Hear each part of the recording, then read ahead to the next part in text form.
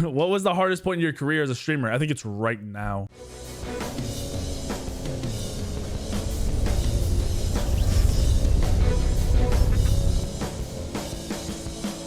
What is going on, boys and girls of YouTube? So in a video, I think 3-4 days ago, I don't know, I asked you guys to ask some questions for Q&A. I don't think I've ever done a Q&A. You might be able to go back and find one. I don't know. I didn't think I'd ever done a Q&A. If I've done one at any point in time, it was definitely like 6 or so years ago, and I don't even remember doing it. My life is very different. So I just wanted to kind of do that, and this is kind of going to be my jump start into more real life content, as well as still doing Smite and stuff, obviously video games, normal stuff. I'll do real life content on top of it. This just be my jump and kind of my like self introduction, like to make myself start doing it. So I appreciate all you guys who went out of your way to ask some questions, and we're just gonna kind of power through them. I think I'm not gonna lie, I recorded this once already and answered way too many questions. It was like 45 minutes, so we're not gonna use that. Obviously gonna do it over, answer the questions better. Some of them were like almost duplicate questions, so this will be the better way to do it. So first question: how long did you play Smite competitively, and what was it like in that time? I played Smite for I think 8 pro years. So as there was a pro league introduced, I played for the first 8 years of the league. I think they're in their 9th or 10th year now, or I played like through season 7 and then the start of one season. I don't know. I played pro for a long time. I played pro before there was a pro league. So it's been somewhere between the 8 and 10 year range is how I look at it. And what was it like? The beginning was super easy, to be completely honest, as bad as that sounds. I mean, I was grinding and working my butt off, but the competitive side, we would only scrim for like 3 hours. A lot of the times people didn't show up. It was really, really relaxed, and the skill level was a lot lower. There was, you know, top 3, maybe 4 teams, and then the other teams were all really, really bad. That's what it was like. Did you ever see yourself going pro in Smite when you started playing it? Were there other games that you wanted to go pro before Smite? So I played World of Warcraft. That was my first PC game. I played other games before that I was very good at, but I was very good at WoW. We were number 1 in 3v3, which was their competitive, you know, competitive arena was a thing. It was very big at the time. I always wanted to go play in a tournament, but like it was weird that I never got the chance to. It was just a different time. It was like getting into that scene was actually very difficult. Where getting into competitive is a lot easier and more attainable now. But the reason I got into Smite was because someone on my server on WoW, who we beat a lot in arena, was the number 1 ranked on the leaderboard in Smite when I saw the game, and I saw that he was number 1. So I was like, if he's number 1 in that game, I can be number 1 in that game. So I started playing.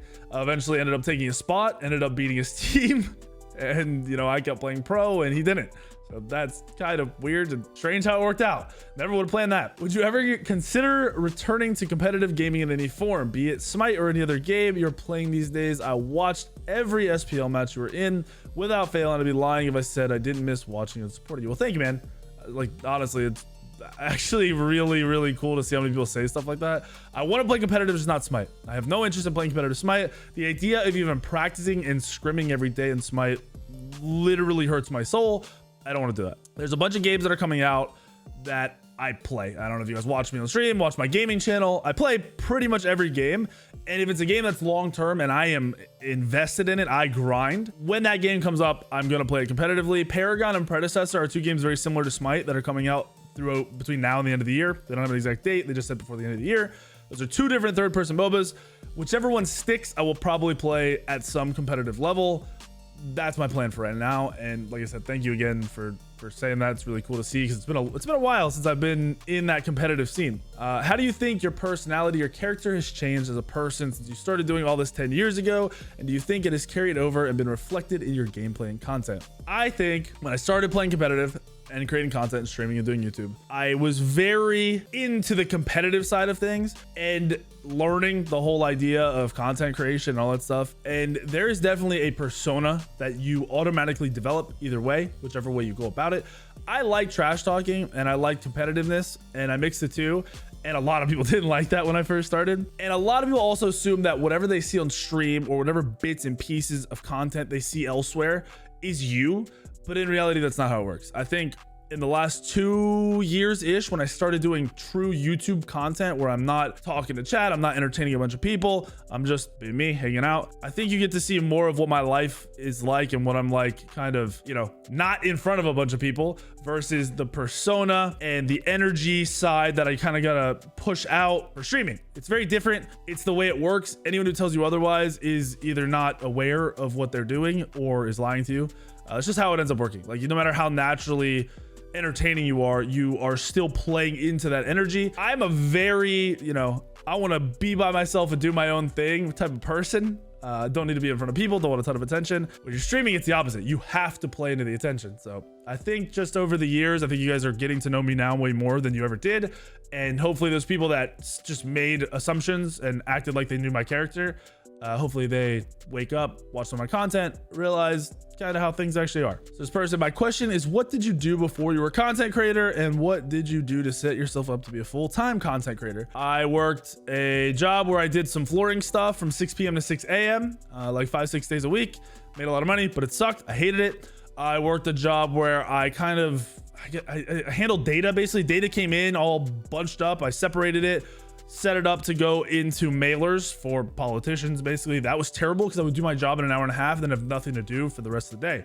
That sucked, and it was a full-time job. It was terrible. It was so boring. Yeah, that's what I did before. I also went to school. I have a degree, business degree. So I did all that and then started gaming, and gaming kind of, I just like inched more and more into it, where I was playing competitive, I was creating content, I was doing YouTube while going to school, and I just did less and less school and more content until I finally graduated school, jumped full into content. But at that time, realized it wasn't like, oh, I'm now a full-time content creator. I was already doing, it was my job. I was already full-time, and school was very, very part-time. If you never got into gaming the way you did, what was your career path outside of what you're currently doing? Like I said, I have a degree in business. My idea was I want to run a business. I love kind of managing and working people and making money and making other people money, just in general. Like that might sound greedy or whatever, but that is actually very entertaining to me and very fulfilling to me, to see success in terms of the monetary gains while, working with people and knowing you have those good relationships. It's pretty cool.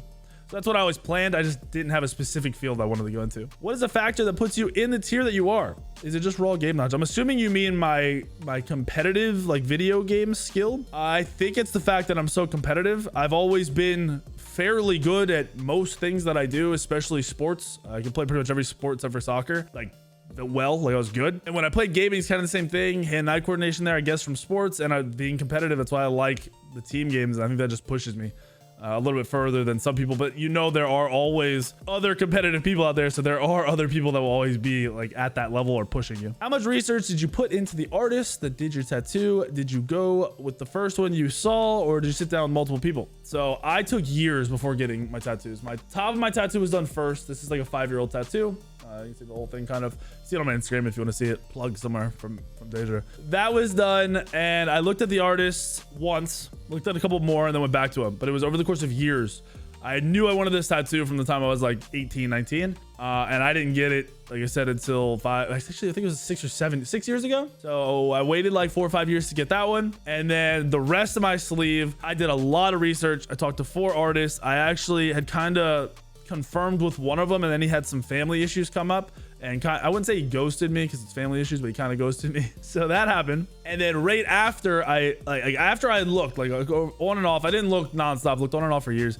Then I ran into the artist that I found. He's Fluid Ink. Antonio's the owner. He's the one who did it in Arlington, Virginia. If you're interested, very, very good tattoo artist. Definitely recommend him. I'm going to go back to him for pretty much everything that I get done from now on. So yeah, what else we got? Honestly, what's your opinion on companies overexerting microtransactions instead of making full games? I do think we're way too lenient with gaming companies. They're giving us games that aren't finished and they think it's okay. I think we need to change that. I think these games need to not even make a cent before their game is actually finished, at least to a point where they're just bug fixing, not major issues that ruin gameplay. But I do think microtransactions are a choice. It's a free to play game. If the game is free to play, then I'm all about it, because you're making the choice to spend money on things that don't matter in the game, and that's how the companies make money, or they won't be able to make games. So that's my thoughts.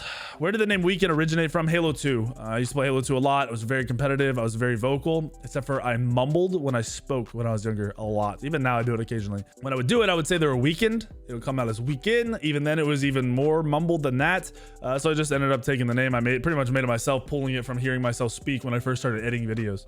Kind of worked out in the long run. What was the hardest point in your career as a streamer? I think it's right now, which sounds weird timing wise, but pretty much from the beginning, I've always grown and grown and grown and grown. That's with me pushing content, me pushing things, me doing more with the way the gaming world is, with the way content world is. Fully appreciate everything I've done, but I've been so used to the growth that now we're kind of in a lull for, it's like everything almost peaked. I don't think we're peaked for video game content and stuff like that yet, but we're pretty high up there. So I need to make the jump to the next, you know, to more. And it's very difficult because I know what that entails. I know what I have to do for that. And that's pushing, you know, real life, pushing myself as the content rather than the game I'm playing. And coming up in Smite, it's a very strange transition to do both because I'm not done with Smite, but I need to do both at the same time. So I'm learning as I go. And I think I'm doing a pretty good job, but we'll see where we end up in another year or two. What's your best advice for new streamers or content creators? Jump into it, full-fledged, no holding back. Just, you want to stream? Start streaming tonight. Make a YouTube video tomorrow afternoon. Make 3-4 TikToks a day from your stream and from your YouTube content, and just go and go and go and go. Don't stop. Like, literally do not stop ever. If you stop, your chance of success just diminishes greatly. So do not stop and have fun with it. Do stuff you enjoy. If you aren't enjoying it, you will not be successful. Do you take the time to read most of the comments that we place in your videos? I realize that replying to them would, oh, get real stale. I can't read real stale real fast. I do read literally every single comment. I try to hit like the little heart button where it shows my thing popped up, so you know if it's something that resonated. Try to reply to as many as I can, but a lot of them I read by. They're multiple or duplicate comments, and I just keep going. If you didn't have to ever worry about money again, would I still stream? Yes. I play games because I enjoy it. It's literally been a part of my life forever. And I stream because I like communicating with people while I play games. So I would definitely still do that. What got me into gaming? My earliest memories of gaming are watching my dad play Wolfenstein and Doom. And then I have like faint memories of later using like God mode cheats and stuff to beat the games. I don't know how young I was. I don't even know if he knows how young I was. But I was definitely too young to be watching Doom and Wolfenstein because they were scary. Like the creatures, everything were literally scary at the time. So I think that's actually where it all started, and probably why my real like early passion in gaming was FPS, like shooter games. What is your favorite game and why? All time, Halo 2. It is the first entry into online gaming there really was and I ever had, and I went really hard with it, and this is the first game I think I was ever great at. Have you ever had a man I've made it moment? As in your streamer, as in you're a streamer that supports a good lifestyle. Hold on, I gotta read this. Have you ever had a man I've made it moment yet? As in you're a streamer that supports a good lifestyle for their family. If you did, when was that moment? I think the real, like, there were 2 times. When I bought my first car, which was a C51 Corvette, which I had never thought I would ever buy. So when I was young, I liked Corvettes. When I got older, I didn't even think about like how I'd ever own one. Bought one, like in cash. So that was cool for like me as a personal I've made it moment. I think the second one was when I bought my house that we live in now. So I bought one house a couple years ago, sold it to buy this house. This house is literally like my dream house for where I want to live forever. I want to have a family here. It's literally perfect for me and my wife. Everything ended up working out. Everything is, you know, exactly as I could, you know, if I was going to picture the perfect way I wanted it, that's how it was. So this is how it is, I guess. So I'd say those 2 were it in terms of, you know, me making it on my own money wise, and then getting something to that I would love my whole family to enjoy for the rest of my life. So those would, yeah, definitely be those man I've made it moments. How much time and dedication did you spend on my degree? And how much have you used your education to help your current lifestyle? My education, all right, this is specific to me. I need to make sure you guys understand that, but my degree does nothing for me. As I was doing video games, I was creating a business. This is a business. If you understand how businesses work, it is literally a business. My dad owns his own business. It is exactly the same as him. I get advice from him, and he taught me how to do a lot of the stuff that I do. It is a direct correlation between the 2, right? My degree, while I was getting it, I knew this stuff from making my own business, and I would do this stuff and then learn it later. So my degree is literally worthless in terms of the knowledge I gained from it in my mind, but that piece of paper is there, and I have that over other people who might have the same experience as me. Whenever I want to go and do something else with what I've done in the business world, we'll see. But yeah, not a lot of use for me right now. It is cool to have, and it is a cool accomplishment. You have 3 dogs, Merc, Halo, and Ollie. Another doggo play? Perhaps no. They're way too much work as it is. They're pains in the butts. Love them to death. Do not want a 4th one right now.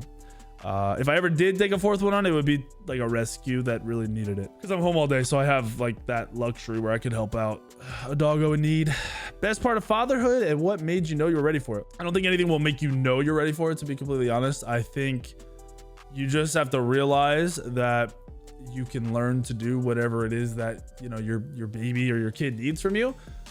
So, you know, you don't have anything to worry about.